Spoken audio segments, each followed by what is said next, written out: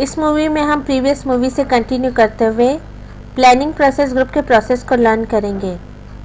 Previous movie में हमने आपको डिफाइन एक्टिविटीज़ प्रोसेस के इनपुट और टूल्स एंड टेक्निक्स के बारे में बताया था।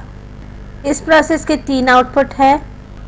एक्टिविटी लिस्ट प्रोजेक्ट की तमाम रिक्वायर्ड स्केड्यूल्ड एक्टिविटीज़ की कॉम्प्रिहेंसिव लिस्ट है। एक्टिविटी एट्रीब्यूट्स में हर एक एक्टिविटी के मल्टीपल कंपोनेंट्स को आइडेंटिफाई किया जाता है, मसलन activity ID, WBS ID, activity name, activity codes, activity description वगैरह। माइलस्टोन लिस्ट में तमाम माइलस्टोन को आइडेंटिफाई किया जाता है।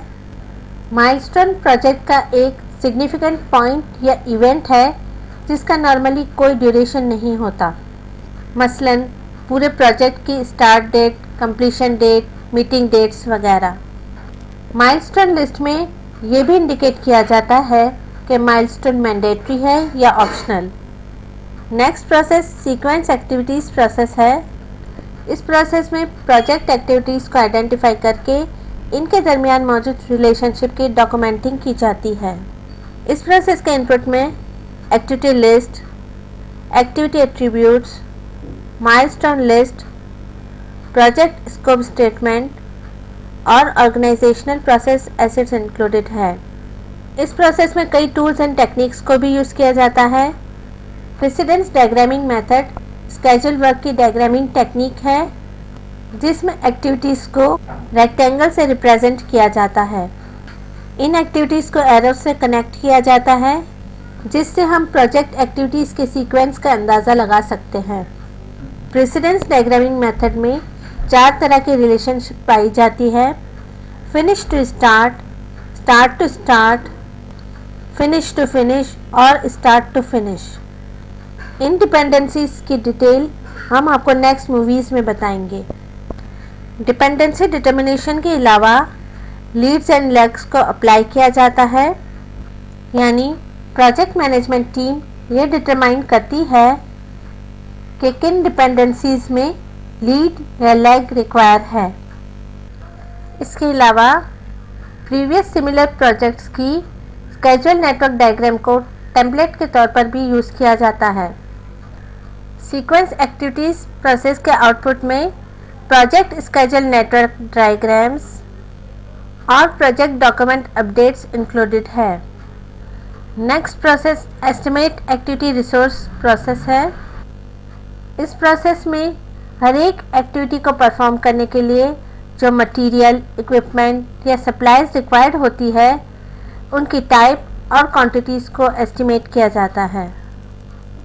इस प्रोसेस के इनपुट में activity list, activity attributes, resource calendars यानी कि ऐसे कैलेंडर्स जिसमें उस टाइम पीरियड को डॉक्यूमेंट किया जाता है जब प्रोजेक्ट टीम मेंबर प्रोजेक्ट के काम के लिए अवेलेबल होते हैं।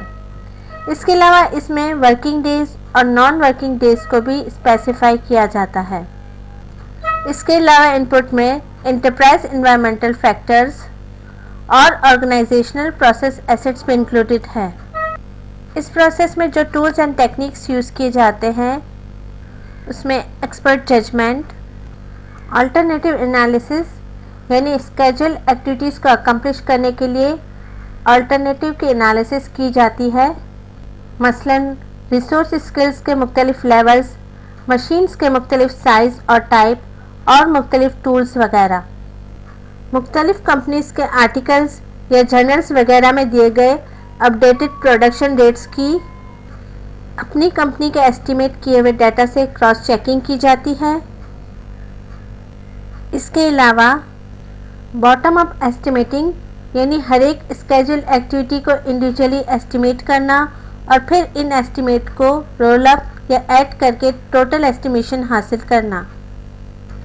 इस प्रोसेस में प्रोजेक्ट मैनेजमेंट सॉफ्टवेयर को भी यूज़ किया जाता है जो रिसोर्स पूल को प्लान, ऑर्गेनाइज और मैनेज करने और रिसोर्स एस्टिमेट्स को डेवलप करने में हेल्प करता है।